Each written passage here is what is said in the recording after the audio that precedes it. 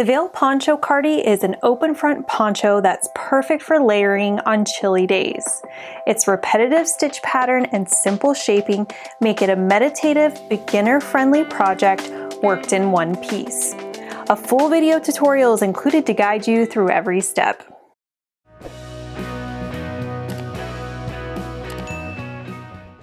This is a Lion Brand yarn kit, so you can get all the yarn needed to make this, plus the pattern to go with it.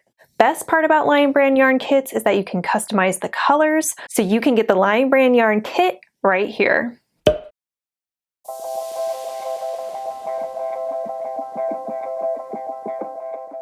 These are the materials needed to make the Vale Poncho Cardi. You're going to need Hue and Me yarn, which is a weight 5 yarn.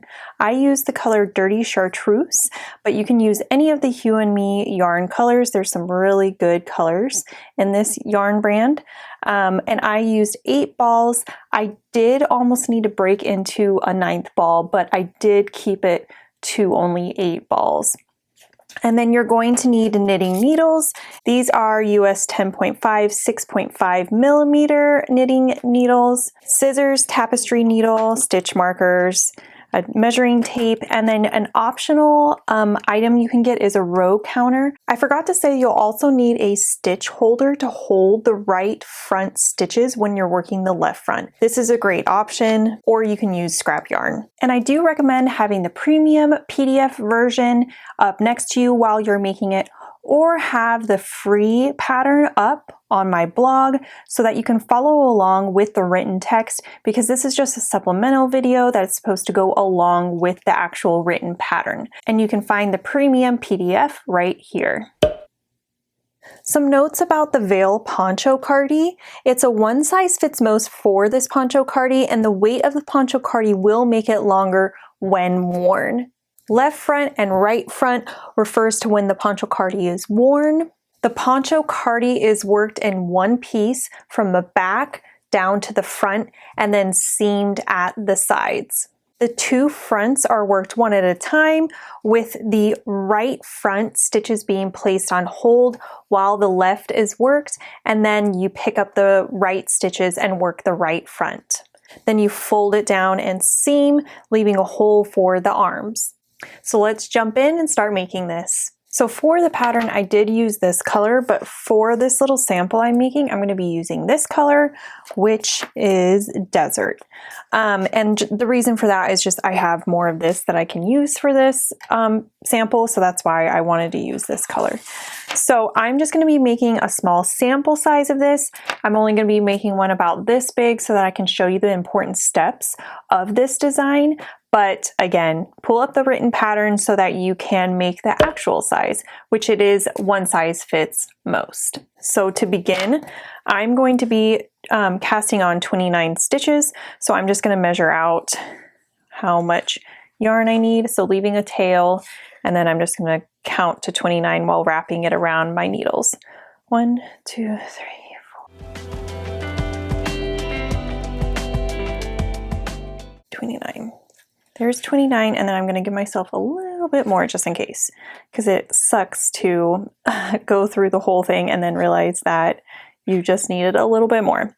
So I just made a slip knot, and now I'm going to, so this is the long tail cast on that I'm doing, and so this counts as 1, 2, 3, 4.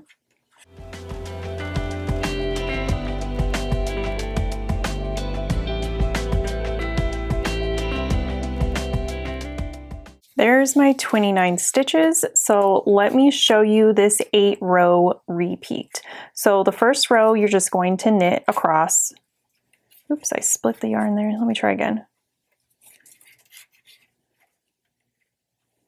All right, so you're just going to knit across the first row. And then the second row, you're actually just going to knit across as well.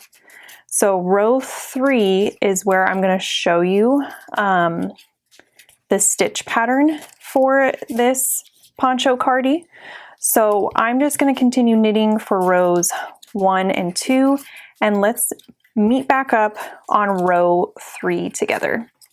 I just completed rows 1 and 2, so I'm ready to do row 3. Row 3 begins by knitting 1, and then you're going to slip 1 with the yarn in the back. So slip it purlwise like that, and then knit 1, slip 1 purlwise with the yarn in back, knit 1, slip, knit 1, slip.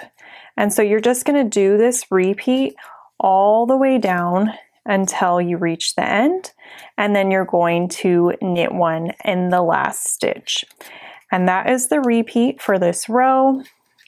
The next row is very similar, except for you're going to slip 1 with the yarn in front, and I'll show you how to do that. So let me just finish this row here.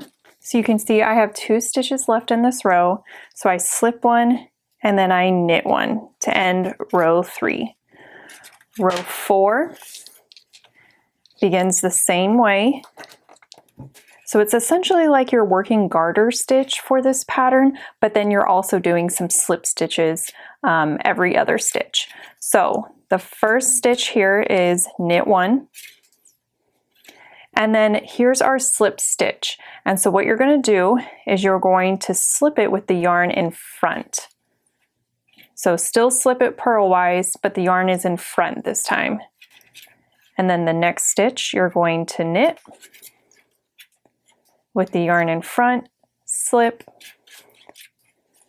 knit, slip, and you're going to do this all the way down for row 4.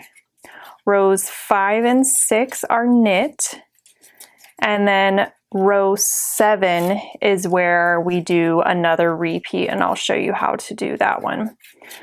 So let me just finish this row with you. I'll show you what the end of this row looks like. And then we can look at the stitch pattern too. It's hard to see the stitch pattern until you work row 5, because then that knit row really helps even out the stitches so you can see it better, but we can still look at it. All right, so 2 stitches left with the yarn in front, slip 1, and then knit that last one. So you can kind of see the slip stitches, but like I said, after row 5, you're really going to see it better. Row 5, you're just going to knit all the way down. Let me knit a few so you can kind of see what the stitch pattern looks like. So you can see we have these slip stitches where the stitch is pulled up across 2 rows of garter. So it creates a nice little contrast here. So rows 5 and 6 are knit. Let's meet back up on row 7, where I'm going to show you, instead of knit 1, slip 1 like we did for rows 3 and 4, you're going to knit 2 and then slip the second or the third stitch. So that way you're going to have alternating slip stitches up to create some nice texture. So let's meet back up on row 7. I'm ready to do row 7, so I'm going to knit 2 and then slip 1. So let's do that. Knit 1, 2, and now with the yarn in back, I'm going to slip purlwise this next stitch and then knit 1. So that is the pattern repeat for this row of knit 1, slip 1, knit 1, slip 1, and then you start by knitting 2, and then you're also going to end by knitting 2, and that is how you get your alternating slip stitches between the 2 repeat rows. So let me show you what the end of this row looks like.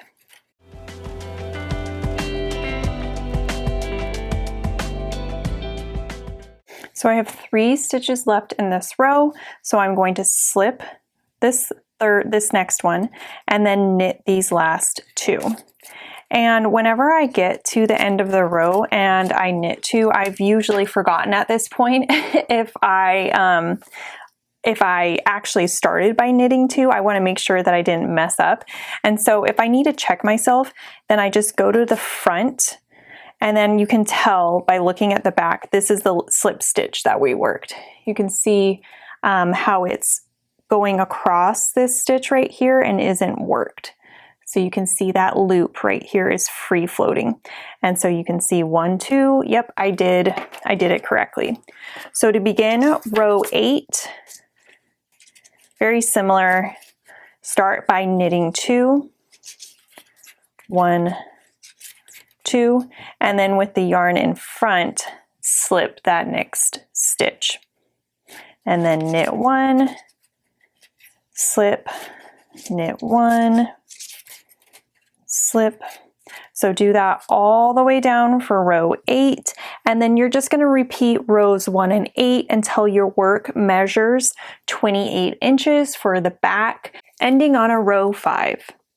So let's meet back up after we've completed all the rows, and then I will show you how to do the right front and the left front. So I just finished row 5, which is a knit across, and so now I'm on the wrong side, and I'm going to be working the left front first in my small sample, which is like the normal size, and then you're going to reattach the yarn and then work the right front and bind off. So let's do the left front together. So with the yarn still attached, you're going to do row 6, which is just a knit row. 1, 2, 3.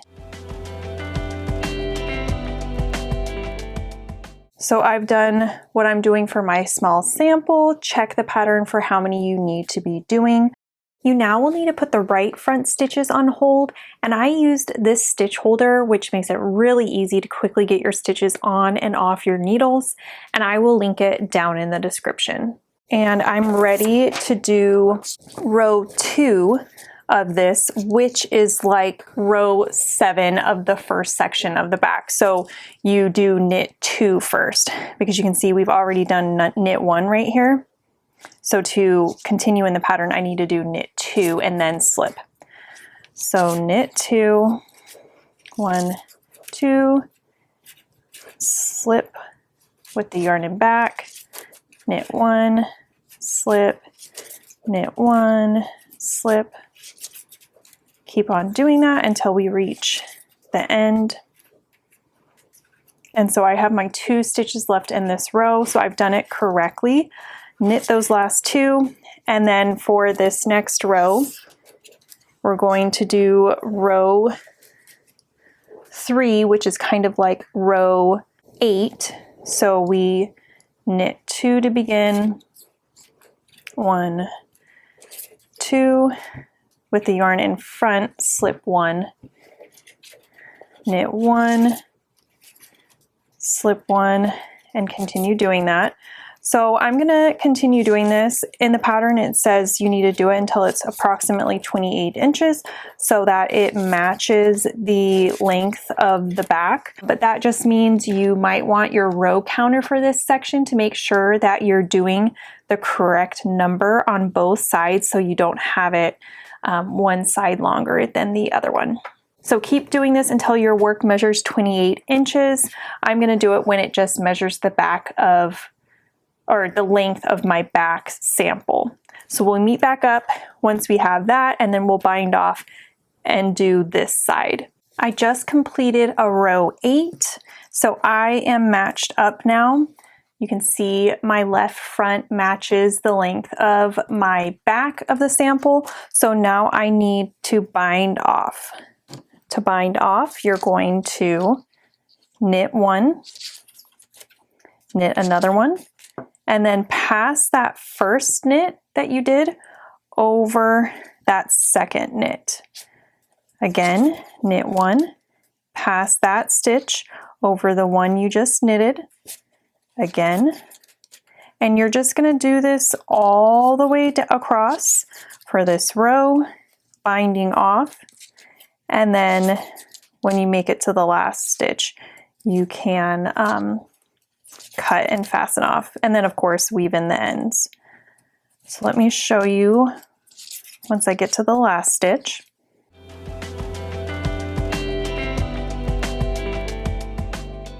So I have one more stitch to do. Knit and then pass this stitch over. And then you pull it up, give yourself enough space to weave in that end. And that is how you do the bind off. So to do the right front, we need to start with right side facing. Wrong side facing. So I'm gonna get this back onto my needles. I've got this back onto my needle, and taking my yarn, I need to fasten off or bind off these 3 stitches, and then we're going to do the right front. So just like what we did with the bind off on the left front, you knit one, knit the next one, pass the first knit stitch over the second, knit again, pass that stitch over the one you just knitted. So we've bound off twice now, so we need to do it one more time. There you go. So you can see our 3 stitches we bound off, 1, 2, 3. And so when we weave in this end, I like to weave it in this way so that it kind of seams that little loose bit there. All right, so to do the right front, it's the same thing as the left front. So we're not going to go far into this tutorial. So I've knit my first one, and then I knit across for this row.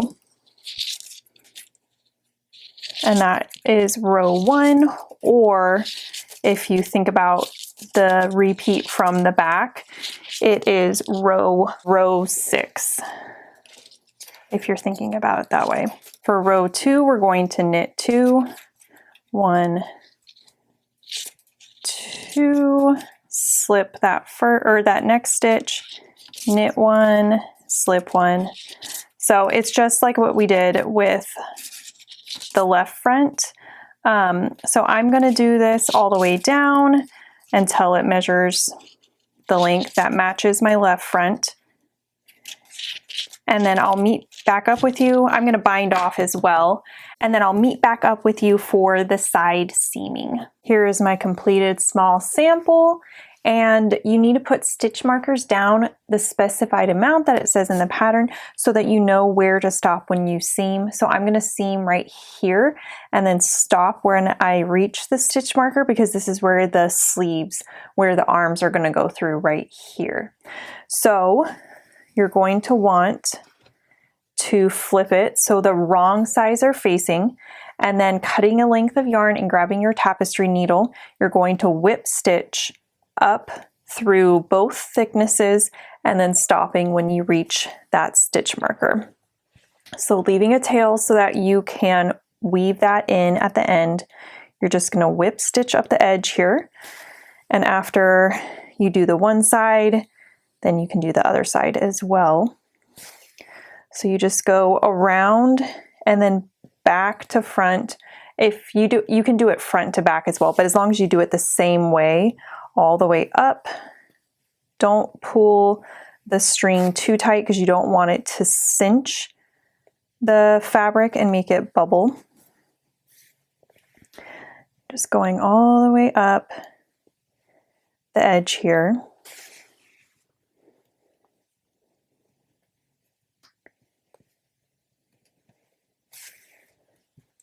All right, one more. And now I've reached my stitch marker. And so now I'm going to weave in those ends there, and you can see how it creates a little hole for the sleeves. So that is how you make the Vale Poncho Cardi. Hey friends, thanks for joining me on today's video. I have this video right here that I think you'll really enjoy, so go check it out and be sure to subscribe for more crochet and knit tutorials. My name is Rachel from Cozy Nooks Designs, and happy making!